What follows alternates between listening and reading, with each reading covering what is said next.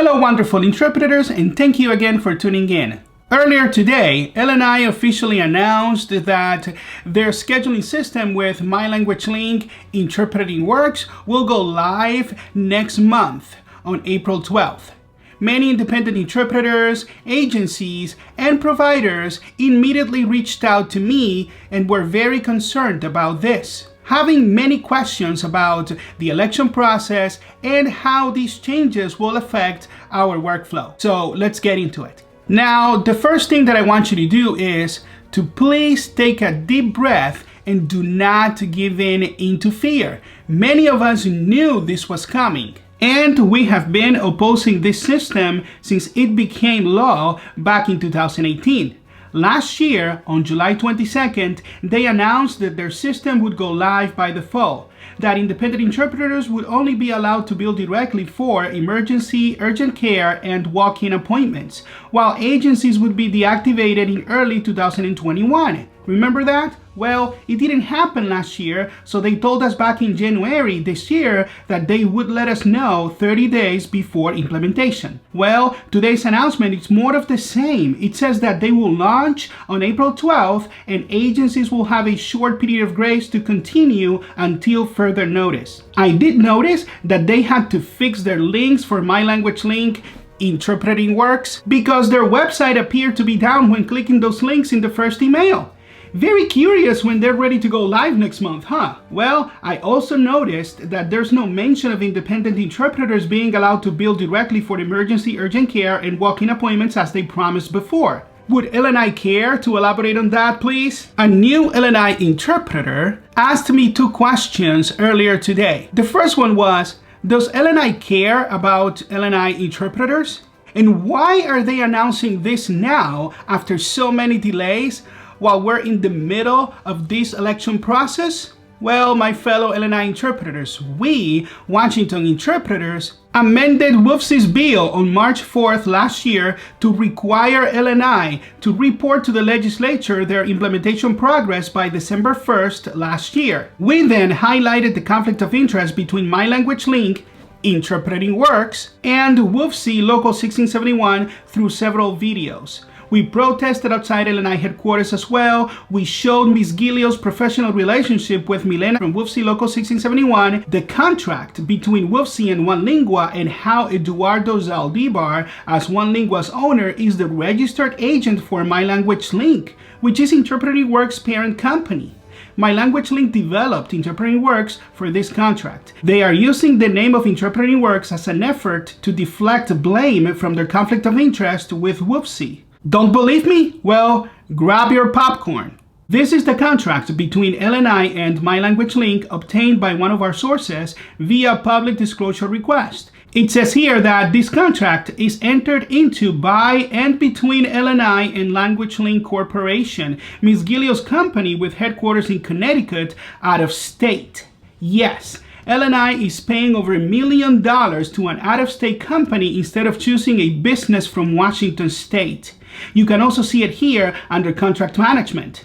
There are more stipulations and requirements on this contract that we cannot cover today, but I want you to look at one of the requirements here. It says, quote, contractor must maintain a physical business presence with at least one full-time member, 8 to 5 weekdays, located in the state of Washington. This makes it clear that LNI knew this company was out of the state and the company was required to have an office here in our state.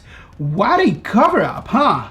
On top of all that, they didn't hide their conflict of interest when submitting the report to the legislature because of our amendment. Look at who was one of the main contributors to the report. Marisa Gilio from MyLanguageLink. Here you can see that they blamed their implementation delay on the protests they received concerning the award to the successful bidder. Yet, they had Marisa Gilio walking LNI through their report, holding their hand. LNI was required to make recommendations to improve the process, but they said that they would only do so after implementation. So there you have it, the agenda from WFSE, which has been to influence the department to ram this through, and LNI has disregarded the obvious conflict of interest, even though they acknowledge here that an interpreter bargaining unit has not been certified yet. They have disregarded the strong opposition from many respected medical providers to this change as well. So, in my humble opinion, LNI cares more about WFSE Local 1671 instead of actual LNI interpreters. So, why the announcement now? Well, while WFSE Local 1671 leaders have been telling you that our petition is going to be dismissed and opposing this election process, we have been working with PERC, pointing out the issues with the list. And we have been telling you that we do have the 30% required to start this election process, provided they fix this list. So please stay with me because this is the latest. Last Thursday, Dario de la Rosa from PERC emailed us, Washington interpreters, and the other parties involved in the process. We have pointed out to PERC that inactive interpreters should be excluded from the list because those interpreters have not covered an appointment in more than a year and are not part of the bargaining unit. Once those are removed, our numbers will reflect that we do have over the 30% of cards required and the election will start. Here, PERC wants LNI to define inactive status. At the end of this email, Dario says that these challenges could potentially change the numbers on the list and alter the 30% requirement. And this is what WFSE is afraid of because they know we are very close. PERC also told us to submit names of interpreters who are excluded from the list. And we have already reached out to some of our card signers that appear to be excluded. But WFSE is out to confuse you now. So look at this. Karen Avellaneda, a beloved LNI interpreter in our community, WFSE emailed Karen to tell her that she's been excluded from the eligible list to vote. Amazing. You know what? We know that's a lie because Karen signed with us and her card has been valid with PERC and her name does appear on the list. This shows how little they know about this process and our interpreting community. This is just a sad and desperate effort to get more personal information from LNI interpreters while using fear. All after they influenced LNI to cut our mileage and to impose this scheduling system. I wouldn't give him any information if I were you. You're not required and you don't have to do so. It's your choice. Now, I want to tell you something. If you get an email that doesn't have our blue logo with the sun, then it doesn't come from us. So feel free to disregard it, please. In closing, I want to tell you that this is it. The only realistic way to stop this scheduling system is to obtain legal representation. Once the scheduling system is up, WFSE will have all of their interpreters take one LNI job in order to get the upper hand. While I don't want you to stress, you know that we must have the election.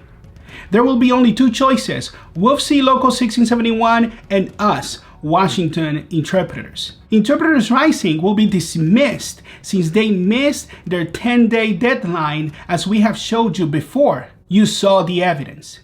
We are not afraid of WFSE and we're still here. This is not over, but the door is surely closing. There won't be time for another election with the system coming up next month. So please don't allow WFSE to turn our jobs into a part-time gig, making most interpreters compete for appointments online with very limited hours, forcing us into unemployment benefits.